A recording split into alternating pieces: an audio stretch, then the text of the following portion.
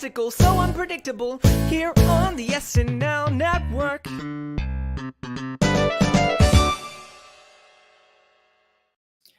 Yes, that is right. Welcome, everybody, to the Saturday Night Network's Hot Take Show, coming to you live right after the Travis Kelce and Kelsea Ballerini episode of Saturday Night Live. So excited to be with all of you in the chat tonight for what I'm sure is probably a different, more fun, more exciting episode than what we got last week. And I'm looking forward to breaking it all down with our panel tonight and everybody in the chat. So first up, let me bring in my man, Bill Kenney. Bill, how are you?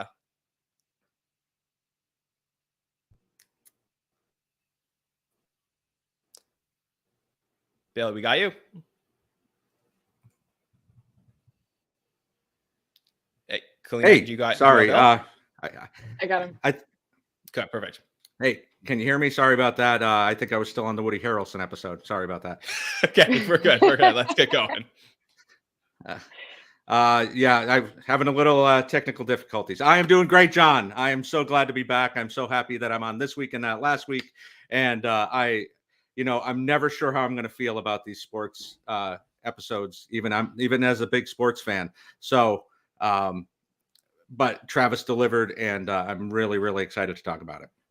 Yeah, for sure. Very excited to have you on, and looks like we're all good now. So let me head over to our second panelist joining us here tonight, and that is the lovely Kaleena Steakle. Kaleena, how are you?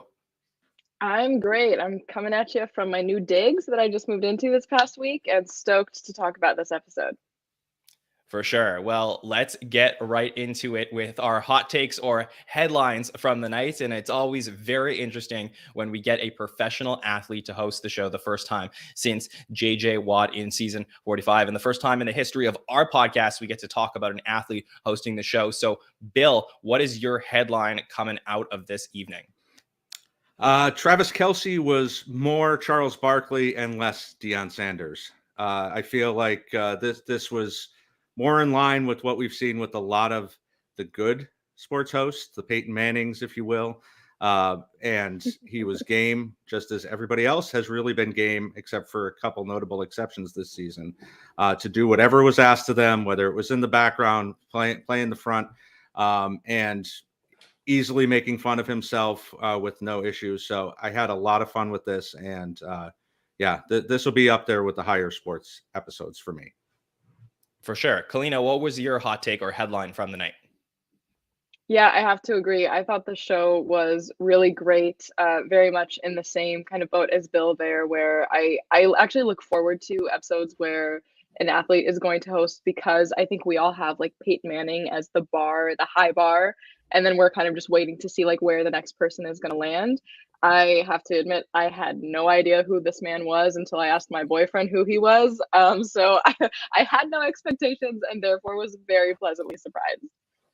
Right. I mean, I was pretty aware of Travis Kelce from his time in the NFL and fantasy football and all that stuff. And I've seen him around for a long time. And I just knew, like, big personality, he was going to come in and he was going to be great. And I think one of my bigger questions coming into this week was, were they going to, center the sketches around like NFL stuff, which they didn't, at least in the live show. And they sort of, what I saw from tonight was they made a lot of sketches around Travis Kelce as a character or as a personality. He really felt like a host that you would never really know that he was an athlete if it wasn't for the fact that he's just like this huge guy. So for me, he was just like, beyond just being a professional athlete, he was a really good host. Maybe cards, he could have been like a touch better with that. But beyond that, I think as a performer, he was extremely strong. I felt like the first half of the show tonight, for the most part, was extremely strong. And I was like, where was this last week? It was so good. I was having so much fun with the show. So I can't wait to dive into the sketches. I think a very strong episode from the Kelces tonight. And we will dive in right now with our cold open from the night. And this is a Fox and Friends cold open. The last time we saw this was in the Chappelle episode with Trump at Tiffany's wedding. We get the same crew back. We get Mikey as Steve Ducey, Heidi as Ainsley Earhart, Bowen as Brian Kilmeade coming back. And this time the guest appearances are JJ as Mike Lindell, the My Pillow guy, who we did see in the Jack Harlow Skechers sketch earlier this season. And then Keenan, I guess he's contracted to do an OJ Simpson appearance once every season, because the last time we saw this was he was on Update as OJ in the Gerard Carmichael episode in season 47, but very brief Keenan as OJ here. Bill, what do you think of our cold open tonight?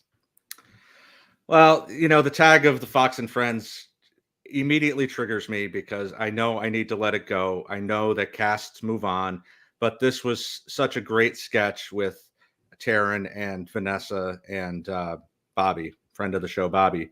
Sure. And so I'm just never going to get used to Bowen doing Brian Kilmeade the way he does. But after I got past that, there was a lot of funny jokes here. There was a lot of good stuff with the texts, the whole Dominion thing. I mean, it's a couple weeks late. I don't know why they didn't really cover this last week. But getting the Murdoch jokes in.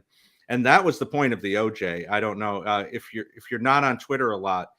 Within minutes of the Alex Murdaugh murder trial ending this week, OJ was on there saying, down goes Murdaugh. And, the irony of this guy who was accused of brutal murder. And, so I think that was kind of why they snuck it in, or maybe Keenan just wanted to do it again. But yeah, I had a lot of fun with this after I got past my initial questionableness of doing Fox and Friends. Kaleena, I felt like one of the positives I took away from this was it felt pretty short. Like it didn't feel like we were stuck on Fox and Friends for a long time. They sort of got to the jokes quickly, especially the Keenan part. What do you think?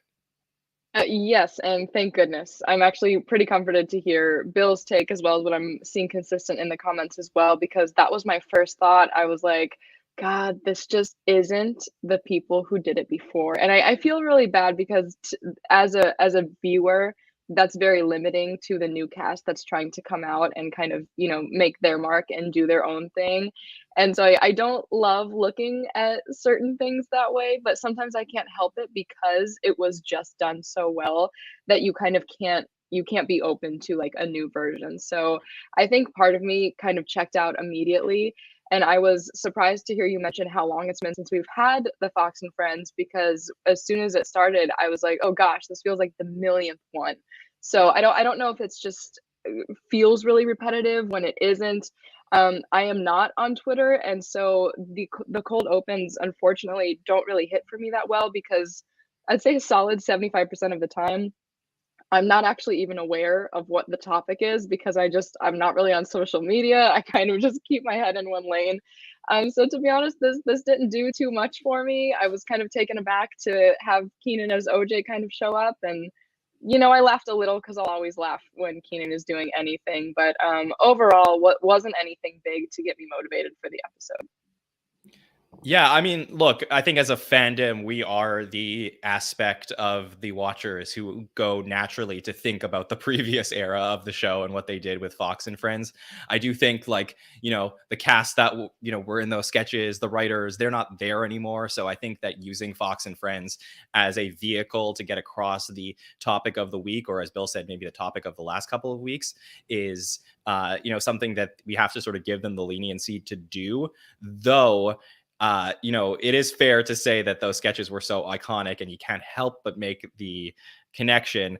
I sort of like don't really know what to do with this basically when you watch it and you make those comparisons for us. But I'll just say, if I'm going to look past them tonight, I do think that the brevity of the cold open totally made it work for me much better. I sort of like, if I'm like Kaleena, I'm not on Twitter, I don't really know what's happening with the news. SNL basically caught me up on the politics of the week. They had some cute jokes in there. The OJ Live from New York was, very brief, did its job. So I can't really complain about the cold open tonight. I don't think it added anything significantly to the show. But as far as negatives are concerned, this wasn't really, so bad, in my opinion. All right, let's get into the monologue tonight. And we have Travis Kelce coming on out. He gets, talks about how he loves being there at the show. And he's talked about this all week. And when he was on Fallon, just about how when he was younger, he used to watch the show all the time. So he is a real fan of Saturday Night Live. And he comes out, talks about some of the eloquent speeches he's made throughout the years. And we hear more and more and more. We get to watch some footage, which is really fun. He does a really fun Patrick Mahomes imitation, which I'm sure all the sports fans are going to love. And then, the interaction between Travis Kelce and then both of his parents are there in the front row, and by the way, the parents were not there in dress rehearsal. So for anyone who was at dress, they didn't get to see the parents. It's Donna and Ed, I believe, Kelsey. But his brother, Jason Kelce, was there, and it's the interaction between Jason and Travis Kelce that is really fun here in the monologue for me, Kaleena. What do you think about it? I loved this. So as I kind of mentioned at the top of the show, I had no idea who this person was. I didn't even know who was in the Super Bowl. I didn't know who won the Super Bowl. I was at work, so it was out of sight, out of mind for me. Sure. So when I was talking to my boyfriend about the podcast yesterday, he's like, "Oh, who's hosting?" I was like, "I don't know, this like sports guy." So I just had no frame of reference for who he was or any of his recent achievements. And then I was even talking to my boss about it at work today, and he was filling me in on his brother and that he, I guess, played for the opposing team. And so everyone was trying their best to get me prepped for this. And so I was really pleasantly surprised when the monologue happened. And I felt like it was a great monologue written and designed maybe for a viewer like me who isn't necessarily tuning in for Travis, but is going to become introduced to Travis. And I loved it. I thought he seemed really comfortable. He didn't seem nervous. I felt like the monologue had a really good pace. I think oftentimes, not necessarily just with athletes, but maybe someone whose profession isn't really in the arts, I am always kind of looking out for like where the awkward pause is going to be and when is it going to become really obvious that this was written around the person, And I just didn't find myself noticing that with Travis. So it got me excited to see what else he can do. He had really high spirits. I thought it was a really great way to start the episode. Absolutely. I totally agree with that, Bill, what Kaleena said, except there was one joke, which was kind of inside if you watch Super Bowl, which was about the holding call at the end of the game. So I feel like this was, obviously, Kaleena, that's not something that you would get unless you watch the Super Bowl. But to your point, I think it was so fantastic because they introduced Travis Kelce and his brother, who are two, strong personalities. They host podcasts together and they're really well known around the sports world. But also they had some fun for the sports fan too. So I think this was a great monologue, Bill. Yeah, it was a little bit something for everyone.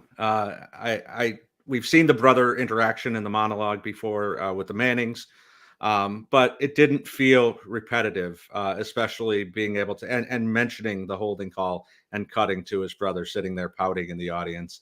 I love the minivan joke that it was awkward after the Super Bowl because they came in their mom's minivan. And then I don't know. I felt a little callous that he teared up. Like it feels real, but at the same time, this is the third time this season we've seen a monologue end in tears. So I don't know. Maybe I'm a callous old man, but who are the other two? Pedro and I can't think of the Austin Butler. One. Yes, Austin Butler. So it's been 3 in the last month and a half, 2 months. So someone's I don't know. Cutting onions when they walk out. Yeah, I guess. I mean, I'm just happy that we got back to the warm monologues after last week's bouillabaisse of a monologue and, getting back to this. Oh, yeah, I brought the dictionary tonight, John. But yeah, I mean, this to get back into this personal space with these hosts that you don't, as Kaleena references, that you don't have to know where they come from, what else they do, that they're just there to be the host and be as good as they can be. And that's all that's all that we want from this monologue. Well done. For sure. Yeah. Yeah, it was really great. And let's head into the first sketch of the night, which is American Girl Cafe, where Mikey is the main employee that we get to see working in American Girl Cafe. He walks over to Sarah Sherman, who is with her daughter there, and they're playing with the American Girl dolls. And then, right at the table over is Travis Kelce, who apparently is not waiting for anybody. The gang is all here. He is with his dolls, Claire and Isabel. And we get to also see Heidi as Lucy, the manager. Devin comes in as Darius, the security guard, because everybody's very concerned about why is Travis Kelce sitting there alone with the dolls. They ask him for his ID and, make sure his hands are on the table. This was so funny to me. Bill, what did you think of American Girl Cafe? I love this so much. The only note I had was that I wish they had gone meta and called him Jeff Montgomery, because that would have just been perfect to call back Will Forte's classic character. But yeah, I mean, all is right with the world this week again with the show, because we've got Mikey back to being the shocked bystander, in the waiter role this time. But he keeps checking to make sure that he's not a predator. But then, and of course, we get the good escalation with he's talking to the dolls.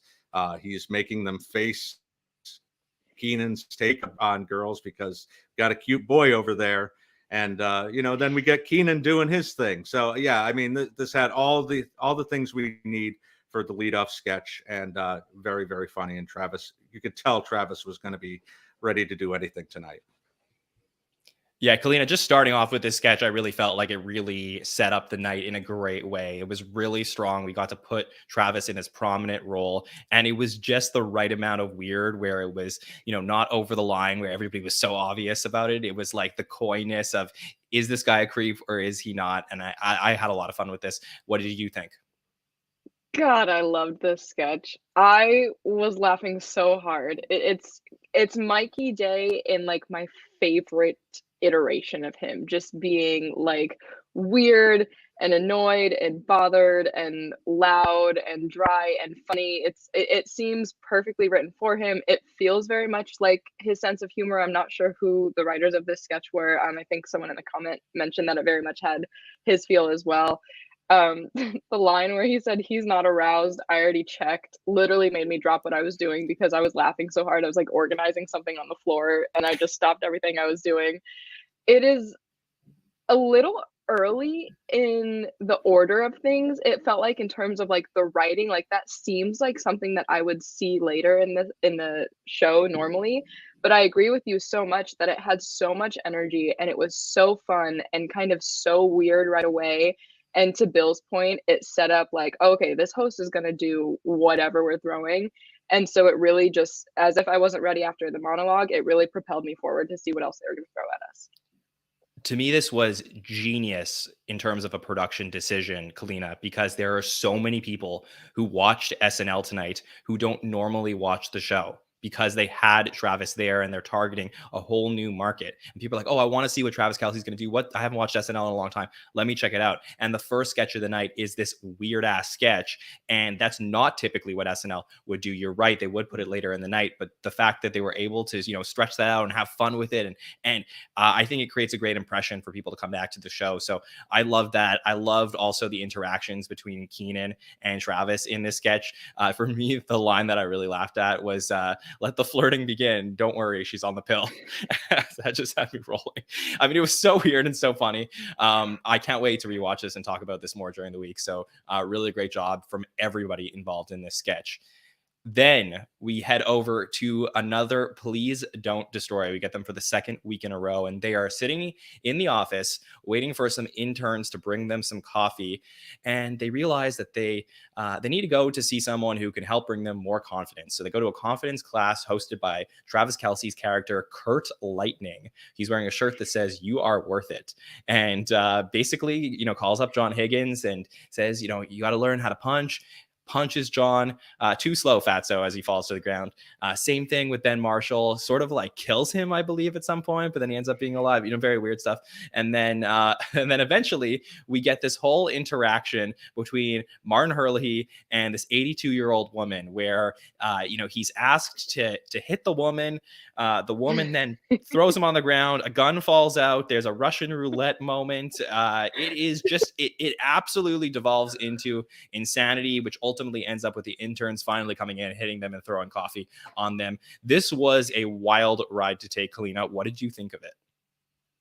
I mean, come on, they had me a little bitch boys right away. That was so funny to just throw out immediately. I think I have yet to see a short from Please Don't Destroy that I haven't been super impressed with, that I haven't found really funny.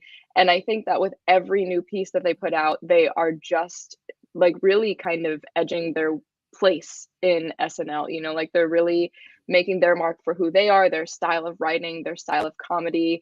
I think they're beginning to really separate themselves from The Lonely Island, which in the beginning it was hard for me not to make comparisons.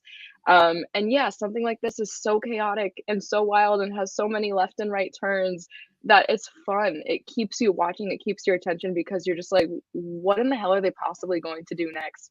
I thought it was really great. One that I'll definitely be going back to watch again. Absolutely. Bill, what did you think of it? Much of the same. One of these weeks, Please Don't Destroy is going to do a bad pre-tape. This was not that time. Like this was fantastic. It's really the only sketch that I feel 100% sure I'm going to love every week, no matter what. Even though it started slowly and you saw them getting knocked on their ass coming from 100 miles away, had to trust the process. And when they cut to that old lady, that wonderful extra, we're going to find out that's Sarah Sherman's grandma next week, but you know, and for her to start playing Russian roulette, dropping the 5 bullets on the ground, spinning the wheel, and like that was fantastic. And yeah, and then even the ending was good, you know, kind of a letdown after the old lady, but you know, the interns coming in and throwing the coffee on them. Great job again. We got them out of the office 2 weeks in a row, as Ken says in the chat, and a couple others. So I think this is the direction we wanted to head with these guys. Absolutely. When we talked on the patron feedback show this past Thursday about Please Don't Destroy, we got a great question about them. We sort of came to the conclusion that PDD has probably been the most underrated part of this season, just in terms of the fact that they were such a big deal in season 47. And now they're just like, you know, hitting doubles, you know, just to use another sports reference. Like they're just very solid every single time. I don't know that the sketches are like standout top of the season sketches, but they're really good. I don't think they put out a bad one all season. And I feel like it's so great for Saturday Night Live to have this section of the show. Maybe it's not every episode, maybe it's like 2/3 of the season, whatever it is, but to know that they have a pre-tape that is just like very solid. I love that. And I really feel like the whole thing about, you know, Kaleena, you're talking about separating from previous iterations of what this could have been at the show. I just feel like they have their thing, which is like, why is this happening? Or like, what is happening around me? And like that could devolve into any different machination that we've seen so far. And for whatever's to come, I'm excited because I love the possibilities. I love where they're going. It's really crazy. And this has to be one of my favorites of the season for sure from them. So great job all around from PDD. Next up, we go to the funeral sketch where Kelsey is playing Dylan, who was the nurse of Miss Glenda, Ego's character. He also happened to date her, which is crazy to Miss Glenda's kids, Punky and Keenan, and her grandson, JJ, played by Devin Walker. And then we also have Sarah, who played JJ's girlfriend. But basically very Weekend at Bernie's style, where Ego's, you know, they're playing dead. And we get all of these different interactions where we find out all the things that Kelsey did to Ego's character, including putting her voice on a string and a speaker into her, putting $33,000 worth of hydraulics into Ego's character. So I'm so curious to find out what you thought of this. Bill, I'll start with you. This could have been a lot worse. Let me start with that. Ego was fantastic. If you don't think sitting in a chair acting and not having to say anything is not hard work, my goodness, like she put on a clinic tonight, and Bernie would be proud somewhere. So I love everything that was going on here. Travis was game again. I mean, this was kind of where he went off with the cue card reading a little bit too much. I don't want to nitpick on that too much, but I love the part where you know, Keenan says he can almost hear her voice, and then the speaker starts talking. And I don't know that we needed her shooting through the building at the end, but okay. Yeah, I mean, this was not the best of the night by any stretch of the imagination, but I think everybody in it did a good enough job, and Ego was fantastic. Absolutely. Kaleena, what did you think? Yeah, I feel a little mixed. You know, Weekend at Bernie's was the first thing I thought of course, and Ego was amazing. And I was laughing, you know, throughout. A big part of that being because there's always, I think when there's sketches like this that aren't strong throughout, there is often Keenan there to kind of throw out one-liners to keep the energy up a little bit. And so I was always looking forward to whatever the cut to him was going to be, but I couldn't help but continue to feel like it was just missing the mark a little bit. Like a sketch like this had a lot more potential, even though it's obviously a different concept. I even thought a little bit of the ambulance sketch from the Sterling K. Brown episode with Melissa Villaseñor, Yeah, and great kind call. of just how the concept, you know, of like when you have a character dying and you're trying to make it funny, that was kind of what I was thinking of like a version of a sketch like that that really worked for me, and then one like this that just felt like it was continuing to miss the mark. So I agree with Bill, not the worst of the night, but certainly not the best of the night for me. That's sort of where I'm at as well, though I did really like this when I saw it live. I didn't think that it was, it had the twists and turns that perhaps it could have to put this over the top and make this, you know, like a 4-star or 5-star sketch. But as far as like for me, probably somewhere more like 3, 3.5, because I think that Ego was really fantastic. It was fun to get that physical comedy from her. I think Travis did a very solid job, you know, playing just like the weirdo here again. So I think like, you know, 3 sketches in a row, his personality was great. It was what I said for my headline, which is like off the top, I was like, whoa, Travis Kelce is a really good SNL host when I was watching him throughout these 3 sketches. So for me, this was probably, you know, just because it didn't have a story that like was over the, had the twists and turns. It probably didn't exceed, my initial impact when I was watching it, but I really did enjoy it. And I can't wait to watch it again. I think the start of this night was so strong for me. So really enjoyed that. Okay, next up, we get another pre-tape called Straight Male Friend. And this time, Sarah, Chloe, Heidi, and Bowen are all out for lunch when Bowen turns direct to camera and says, it's straight female friends are a lot, both financially and emotionally. And we get different examples. But Bowen really feels like there's another way. And that's with a straight male friend played by Travis Kelce, who doesn't need to check in on things. And, when he's moving and all different examples, Travis talking about his dad dying, but it's all right. And, the drama, and it's only when they talk about racing, there's drama there. So this was really fun. And I'm sure Bowen had a lot to do with the creation of this. Kaleena, what did you think? I loved this. Maybe because it felt kind of reminiscent and nostalgic to me of the sketches, the pre-tapes like this that were kind of in the early aughts. It made me think a lot of ones they would do with Sudeikis or Maya or Kristen, whenever they would do like a fake medication or even like mom jeans or something like that. I very much associate this type of pre-tape with Saturday Night Live. Like when I think of Saturday Night Live and what kind of show it is and what kind of things they create, I think about things like this. And so I thought it was really funny.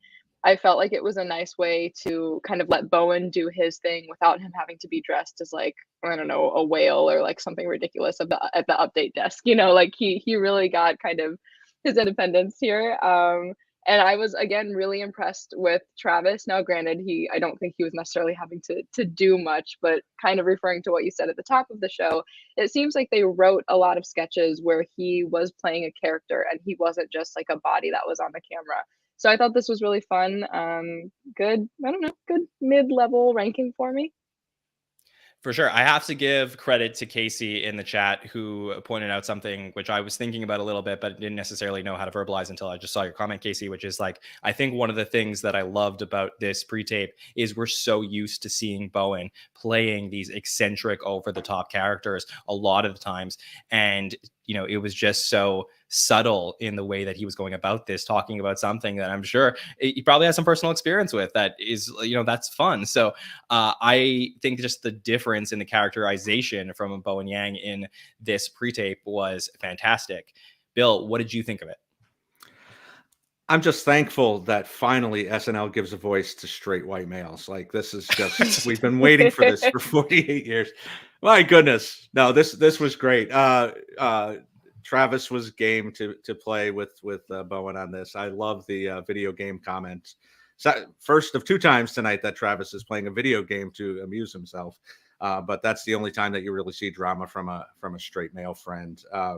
And then the apologizing to Bowen later on for being a pussy because he was so upset about his dad dying, and all he said was, "My dad died." This was great. Really emblematic of a lot of male friendships, and I like the way that they did this. Bowen was fantastic. For sure. Then we head over to Tears, which was actually a sketch that was retooled from the Jack Harlow episode earlier this season. That sketch took place at a Halloween party. This sketch now takes place at a bar.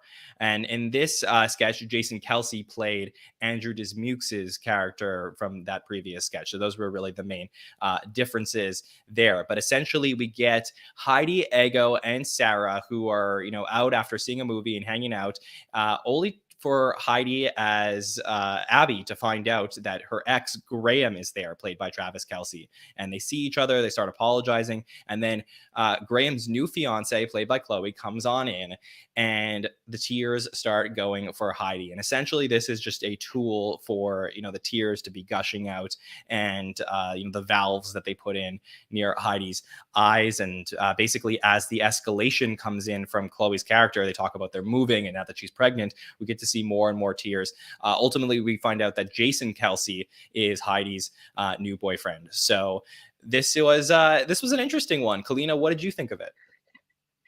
Honestly, I loved this. It also made me proud of how far I've come as a Heidi fan, because I think once upon a time I would have found myself really annoyed by this sketch. And I actually put in my comments that I couldn't visualize any other player in the cast doing this as well as I feel like she did. Her progressive deterioration of her voice, or getting whinier or more into just a sad, pathetic, desperate woman, really was getting laughs out of me. I love when they do prosthetics or bits that are just really outlandish and over dramatic and silly. There's this sketch that I always refer to, I forget the name of it, but I believe it has Jason Sudeikis, and blood is gushing out. He's in a doctor's office or something. And whenever it's acupuncture, yes. And so whenever it's just so extreme like that, I don't know why that always gets the laugh out of me. And so very much in the same way, the tears just coming out so much really just had me laughing. It was, kind of predictable. It wasn't the most highly intelligent concept that I've ever seen, but it worked, I think, exactly the way it was supposed to for me. I know there's some question in the chat about Travis Kelce's tears at the end, and if there was a mistake or not, if it didn't work. According to our friend Ellis, who was at dress rehearsal, tears didn't come out from Travis in dress either. So not sure if that was, intentional or not. I would assume so based on that information. Bill, what did you think of this sketch? This is the kind of slice of life relationship sketch that we were looking for in the last couple of seasons, and we've gotten a lot more of this year.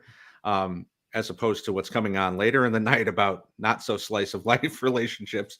But I was so distracted by this tears. I think it's the first time we've seen this particular thing happen on the show. And it kind of takes you back to the first time they used the vomit bag, like in the 90s, and, escalating all the blood things that they did in that era too. And the first couple of times you see something like that, it's really it threw me. But it was very funny. I think Heidi did a great job. I'm going to have to watch this one a second time and pay more attention to what was really going on with the characters. But that was kind of my take on that at that point. So believe it or not, this is the only thing in the first half of the show that didn't really work for me. And I like the idea here, but as far as the execution of, first of all, I have to say, I don't know why Heidi had to have that voice or that accent of it didn't really suit the scene, in my opinion. Also, when she starts crying, okay, so initial thought is, yeah, totally. It is kind of funny that she started to cry, that the tears are coming out and they're cartoonish, over the top, but it doesn't like it doesn't really go anywhere for me beyond that. Like it's not like you know, someone comes next to her and then like the tears go all over them, a la what we saw, I believe, in the Gleason episode with all the blood, where it was like the joke was basically like, how messy can you make the scene? How much blood can you get on everybody and in their mouths and stuff like that? I didn't feel like they did anything here with the tears that was like, again, like I think the basic premise here is like, if you're watching this, you're like supposed to laugh at the tears, right? But then I felt like once that happened once, it kept like happening again, and then there was nothing else that like changed with it. So for me, I sort of was like, when I was watching this, I was like, I guess I could see like why this was cut the first time, because there's nothing crazy about it. So definitely for me, not the worst of the night, but I didn't. I felt like this was a step down from what I had seen previously. Even with the Travis role, I just felt like really strong first half of the show. This one, not as much for me.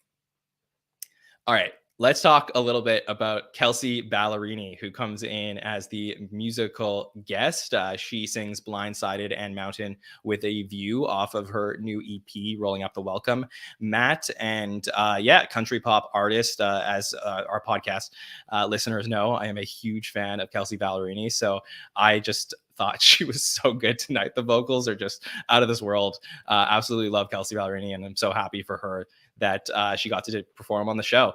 Bill, any thoughts? Not really my cup of tea, but I was happy for you because I knew Thank of you. your liking of her, and she seemed very charming. But not my kind of music, but she did it as well as I would expect. So Understood. Kaleena, what do you think? I've never heard one of her songs in my life. I listen mostly to music from like the 40s and 50s. And so truly, when I watch SNL, like 99% of the time, I usually mute the musical guest because I just simply like don't know who they are, or I don't listen to them. That being said, I was immediately captured by her voice when I was kind of like doing mindless tasks. She has a beautiful voice, and I think I read an article that this current music is about her divorce or something. So it seemed very emotional. Seemed like a great performance, honestly. Yeah, for sure. It is actually. She put out like a 20-minute music video, sort of like 5 or 6 different tracks that you can find on YouTube, and it's all about like her personal experience, about what she's gone through recently. But I'm just happy for her. I followed her since like the beginning of her career, and totally well deserved. So just happy for me that I got to see. But really great. And thanks to Andrew in the chat. It says she performed Penthouse. Okay, got it. All right. On a weekend update tonight, we got 3 different sets of guests rolling onto the update desk. First up, we have Michael Longfellow playing the character Dilbert here from the comic strip, who was the news was out over the last little bit that the creator of Dilbert, Scott Adams, has been canceled for his thoughts on racial harmony. So Michael Longfellow here, we got used to seeing him come out as himself doing some of his stand-up, but instead this was a fun take on a character. The only not comparison in terms of style, but I was thinking about Andy Samberg, who did a couple of comic book characters back in the day on Weekend Update, right, Bill? You remember that? Kathy, yeah. Kathy. So what do you think about Longfellow tonight, Bill? After his groundhog a couple of weeks ago, I guess he's the resident wacky Weekend Update correspondent now, and I'm fine with that. I was kind of surprised how heavy they went on the Dilbert stuff. I mean, obviously it was huge news this week, but before hearing about all of this breaking, I haven't heard much about Dilbert in about 15, 20 years. So it was kind of surprising that they went with Weekend Update joke after Weekend Update joke and then bring out Dilbert. But maybe Michael Longfellow was sitting there going, I've got a really good Dilbert take. And they put him on and he did great. I mean, the prosthetics were fantastic. And it hit all the notes that you would think of a comic book character coming to life on Weekend Update. So, and better than Baby Yoda for sure. So, yes, definitely. Kaleena, how do you feel about Longfellow's piece as Dilbert? I never want to talk about Baby Yoda. I, at this point, was like a little bit annoyed with the Dilbert jokes. I felt like they were really going overboard on that. This was another instance where like I'm checked out of the news. I had not heard about this. I'm barely conscious of what the Dilbert cartoon comic is. And then Michael really kind of brought me back into it. I thought the specific writing for him as Dilbert, I thought the jokes really landed. I thought he delivered them really well. I laughed out loud at almost all of them. I found myself turning away from the little tasks I was doing to actually pay attention to what was going on, which is always a good sign for me during update. And are we also just covering update generally or specifically just? Well, yeah, that's fine. You talk about update generally, but we will talk about the other correspondence next. So Okay, let's just yeah, stick with that was pretty much it. I was a little overdone, I think, with the Dilbert jokes, but I thought he did well. Yeah, I think that why this worked well for me is because Michael Longfellow, and I don't think he's the type of cast member that would, but actually like didn't really lose himself in the character here. Like there was still Longfellow that you got to see his like pure dryness that in his delivery of the jokes really works. And it goes to show you the future of the show with somebody like Michael Longfellow is not that we have to only see stand up for him or his personality as himself. There's an ability for him to do character work as a pure dry character that's going to deliver, awkward and stilted jokes directly to the camera and just sit there in its pacing the way that only he can do. And I think that worked tonight with Dilbert, and it was really fun. I mean, all the stuff about his hair is his skin, so like that worked. So great job by Mikey Longs tonight. Okay, next up was Mikey Day and Punky Johnson, who come out to discuss celebrities that Punky has been confused by. So we start off with talking about Tony Hawk, who had cameoed in the premiere. There's a little talk about Zoe Kravitz, who hosted last season. Patrick Dempsey. I know that Punky's a big fan of Grey's Anatomy, which she's talked about. So this was kind of fun just to, have Punky come out as herself. It's something that we haven't really gotten to see in her career. And Mikey, as a veteran cast member working with Punky here, this was a very exciting moment just from a pure meta aspect to get to see these two interact on the show. Kaleena, what did you think of it? I loved this. I'm just so, I think, like emotionally invested in the show that I always get really excited when we get a little bit like through the crack in the door and get to see more of the cast members and their personality and a little bit more insight into who they are outside of the show. So I thought this was really fun. I also felt like a little triggered because I know so many people like this in real life. And I'm the big pop culture nerd in any of my friend groups. And so I'm usually the one lecturing people. And I work at a movie theater in Los Angeles. We get a lot of like very well-known guests that come in. And so often we will have like my coworkers will be literally like serving an Oscar winner. And I'm like, oh my gosh, that's so and so. And they're like, who's that? Like completely no idea. So I really found myself relating to this. I don't know. I already love Punky and I love Mikey, and this just made me love them even more. It worked really well for me. So, Bill, as I've told you before, last summer during Dress for Laughs, I got to hang out with Punky a little bit and got to talk to her. And one of the things we were talking about was like some of the hosts from last season. So obviously, knowing me, I was like, you got to tell me like about Will Forte and like what that was like that week. And she was like, the old guy? Yeah, he was kind of weird. And I was like, wait, who are you talking about? She's like, Will Forte, the old guy. And I was like, do you mean Willem Dafoe? So like, this is Punky Johnson. Like this is like actually legit who she is. So I have had this exact experience with her. What did you think of this piece, Bill? We're getting meta within the meta within the meta. This is crazy. Yeah, no, this was so charming. You could tell it was real. You could tell that Mikey probably coaxed Punky into doing this because, he kept grabbing her hand and, kind of prodding her on. And, she was kind of leaning towards getting embarrassed at first. And then, she pulled it together, and it's just so great. I mean, it's so rare that we get at the update desk person playing themselves, but then to get two people playing themselves in the same correspondent bit was fantastic. Yeah. One of my highlights of the night for sure.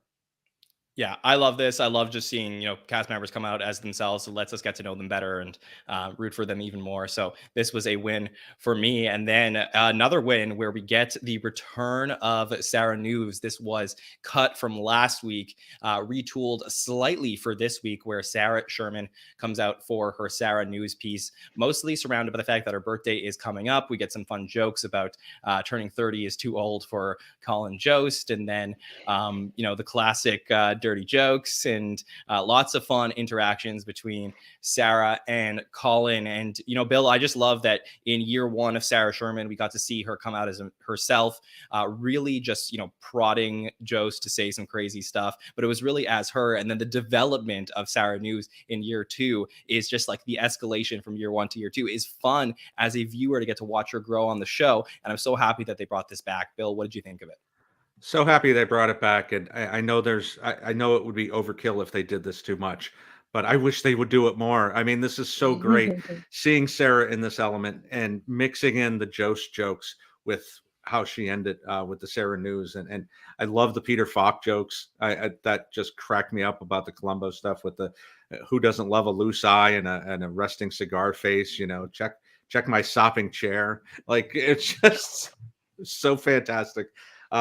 Even the Super Pig was great, talking about Jost making her wait to eat. So a lot of jokes on Jost's behalf tonight between the racist stuff with Jay and then bringing Sarah out. But this definitely worked for me and bring me more Sarah.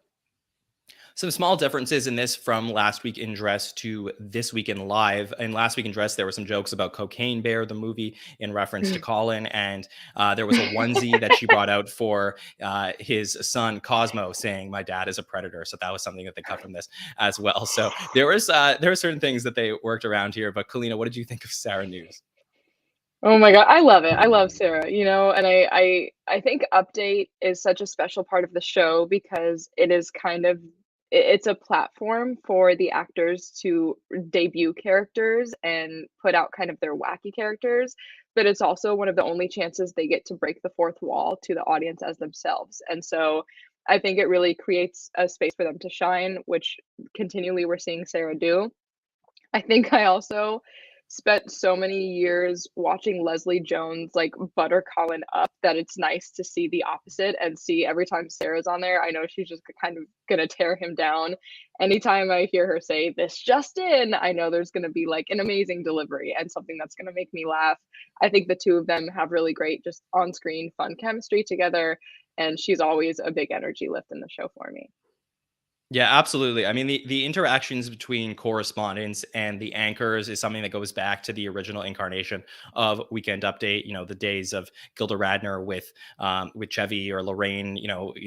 I guess like On Location with Chevy, or John Belushi with Jane Curtin. I mean, these are fun things that we get to see, throughout the history of the show, is how do the different cast members interact with the anchors on Weekend Update. And I think that, they lost an element of this when Leslie Jones was no longer with Colin Jost, but it has been very fun to bring back, this, with a show within a show. So really enjoyed having Sarah back on Update this week. Next up, we get Couple Song, and this was a sketch that was cut from 2 episodes ago, the Pedro Pascal episode, actually. So this is from not too long ago, where Ego and JAJ, JJ really channeling his Michael McDonald here, where they were right, where they were the 2 parents, and then we had Devin, Chloe, and Marcelo as the kids, who are talking and singing about how mom has been cheating on dad, and the third is watching from the corner, who's played by Travis Kelce. The character is, I believe, Sucre Wolodarski. He was sitting on a chair and talking to them while he's playing Streets of Rage 2. So, Bill, what did you think of this sketch? Well, my first note was channeling Michael McDonald. So great minds, John. But yeah, this was a little strange. We've gone away from the slice of life and wandered into this strange world. We went full cuckold, which, SNL always likes to put their toe in, going all the way back to Kyle. Remember Kyle? Yeah. But yeah, I mean, I like the escalation as we get into the different verses of the song. This next part's going to really spell it out. And then Travis starts spelling his actual name out. And then ending with, we go over that in the next part, and then they have to, explain that they've lost all their money. So, yeah, I mean, hearing Ego and JAJ sing, I know some people aren't fans of all the singing we typically get on the show, but I feel like this was a different kind of vein of that, having them stand up there with the electric guitar and sing their infidelity. I think what was missing from this sketch for me was Travis Kelce singing, because he can sing, and he sang on Fallon a couple weeks ago. He sang you gotta fight for your right to party," and I really felt like they could have had him involved in the, instead of sitting on the couch and being, that like almost like a teenager playing video games. It would have been more fun to have him involved in the proceedings in that way, figuratively and literally. So I just really, felt like that was a missing aspect of this sketch for me. But Kaleena, I'm very curious what you thought of it. Should have stayed cut, if you ask me. I Okay. was I don't know. It just wasn't that funny. I agree that the Travis character felt kind of unnecessary. Like it felt like they were trying to do too much or write too many jokes in. And it felt like they never quite landed on like what their through line was or what the punchline was. And it felt like it was just going on and on. And I like kept looking at the TV and looking at the clock. I'm like, how long? The sketch could be 3 minutes or 7 minutes. You can literally tell me the answer right now, and I would believe anything you say because it felt like it was just going on forever. I didn't really laugh at it. Singing in sketches is usually hit or miss for me. Sometimes I think it's really funny and makes it feel even wackier and sillier. Other times it just feels like so misplaced that it's distracting from whatever funny joke they're trying to tell.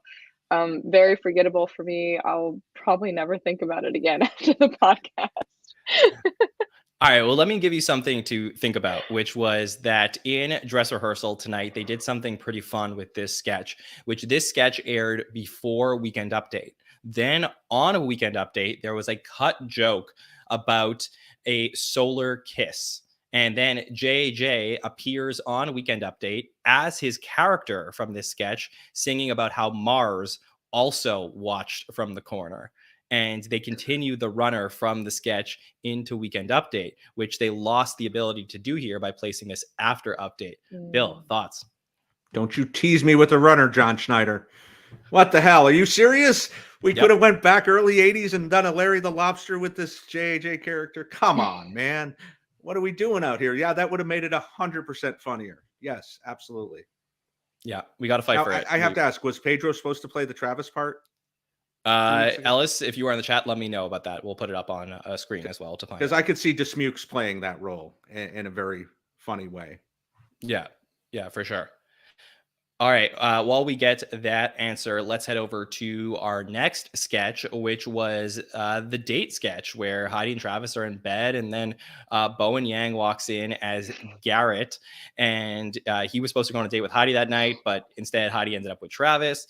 And it's really this back and forth between the interaction of the three of them, and then Bowen going into the bathroom on the side, talking to himself, saying, "You cannot kill them," and he wishes he didn't bring his poison.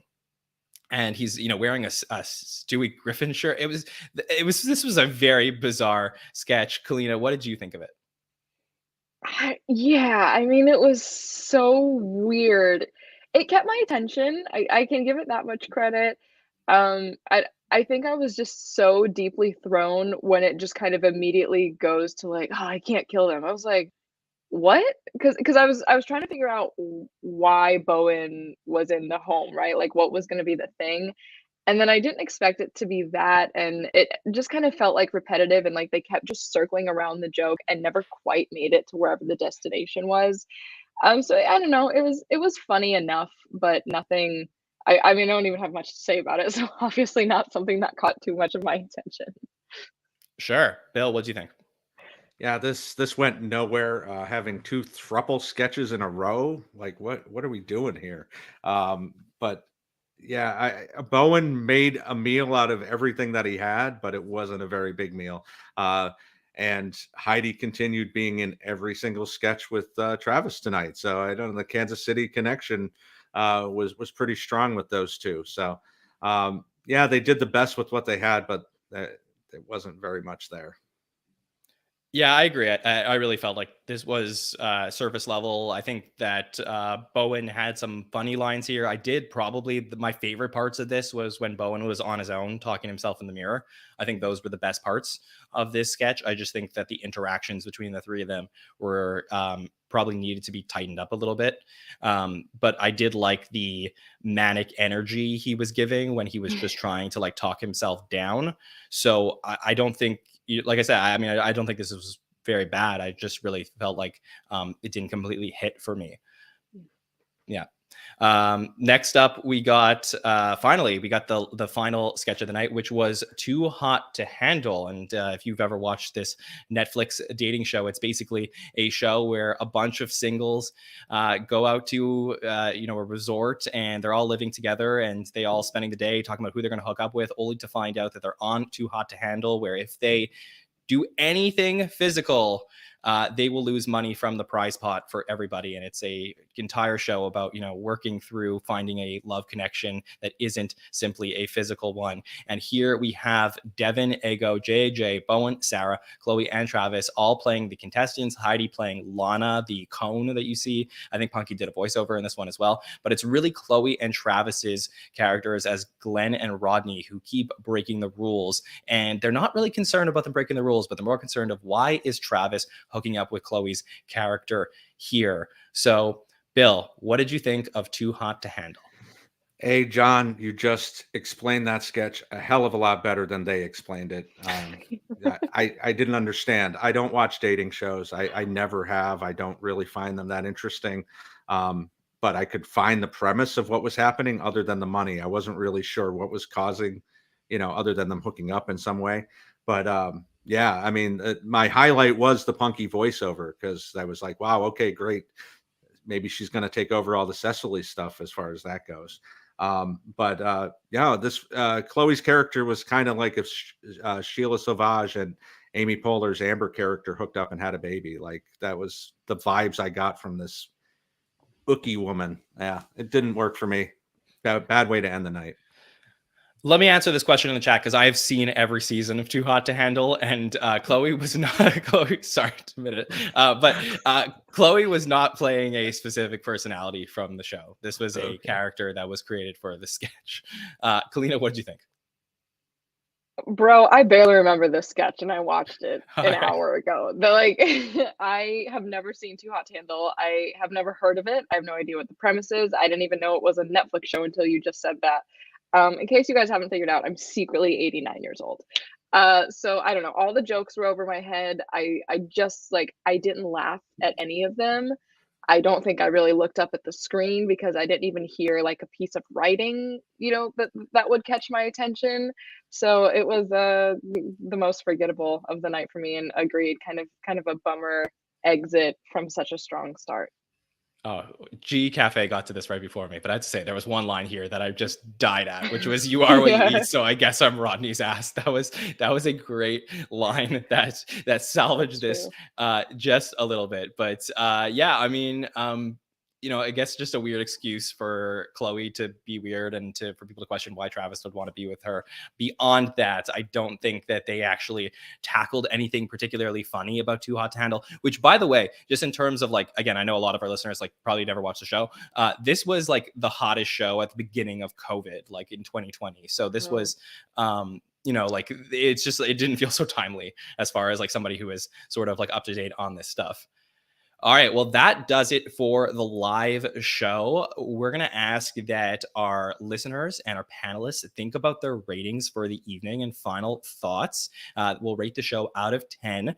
While you're thinking about it, let me tell you about what was cut from the evening tonight. So we had 4 sketches that were cut. First off is the NFL United Way pre-tape, which I believe is up right now. So if you want to go and watch that one is up, where Travis Kelce, Creed Humphrey, one of the offensive linemen for the Chiefs, and Jason Kelce all play men who pick up women for scrawny men. So I won't spoil anything else about the sketch, because you can actually go and watch that right now. We also have 3 other sketches, including a water park talk show where Andrew, Marcelo, Molly, and Michael are 8th graders going through puberty on a talk show. We also have a dinosaur exhibit sketch where Andrew is a tour guide and Sarah and Devin are asking questions. Travis and Molly are dirt bikers who are talking about whether or not dinosaurs existed at the same time as dragons. A little bit of a weird sketch there. And finally, our last sketch is a sketch called Amazing Anne, where Heidi introduces a new cartoon character for kids to look up to. Bowen's in this, Chloe's in this, Travis is in this, and they're all talking about different quotes and ideas for this character. And they end up going with Travis's characterization because it appeals to a broad audience. And It's amazing. And Dinosaur Exhibit and Water Park Talk Show are the other ones that were cut from the night. All right, Bill, take us home with your rating. I'm going to be generous, give it a 7 out of 10. The beginning of the show, all the way up through update, and the first sketch after were really solid. The last two were, so could have been a lot higher, but I'm going to go 7. Fair enough. Kaleena, what did you think? Yeah, I'm kind of lingering between like a 6.5, a 6.7. I think if it had maintained the momentum that it had in the first half of the episode, I would have landed at a 7, but I think I'll stick with my 6.5-ish.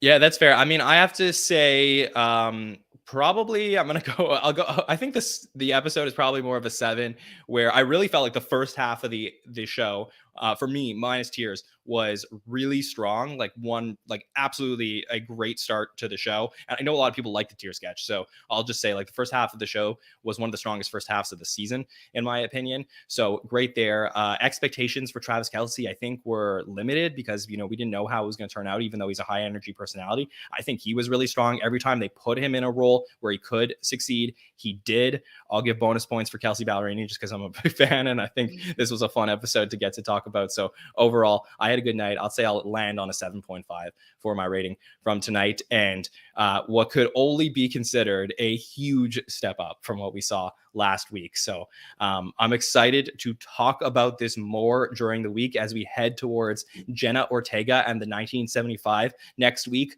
But before we get there, join us on Monday night at 8 p.m. Eastern for our roundtable. We will be back to break down the best moments and sketches of the week and talk about Travis Kelce, athlete hosts, what our expectations are when we get to see them, and what makes a good episode for an athlete host. So all of that on Monday night.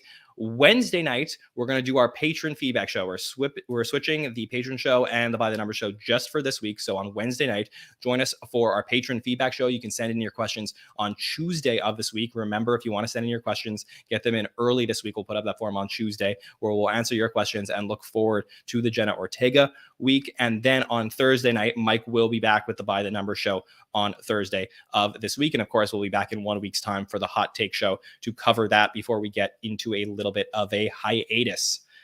Bill Kenney, always an absolute pleasure to get to talk to you. What are you up to, and where can the listeners check that out? John, thank you for having me. As always, fun to be on the Hot Take show and get the immediate thoughts of what we just saw. You can follow me at BKLove73 on all the socials. Absolutely. Kaleena, thank you for joining us as well. Always a pleasure to get to talk to you. Where can listeners check out everything you got going on? Y'all can find me at Shut Up Kaleena across socials. For sure. Well, make sure to follow us at the SNL Network, Facebook, Twitter, TikTok, and Instagram. We got the marketing team putting up some great content this week, and subscribe to the podcast on YouTube, Apple Podcasts, and Spotify. Please subscribe. It really helps people find the show, and I do appreciate it. So for Bill Kenney, Kaleena Steakle, and everybody else in the chat on the night of the Kelces, my name is Jon Schneider from the SNN. We will see you next time, everybody. Have a good one.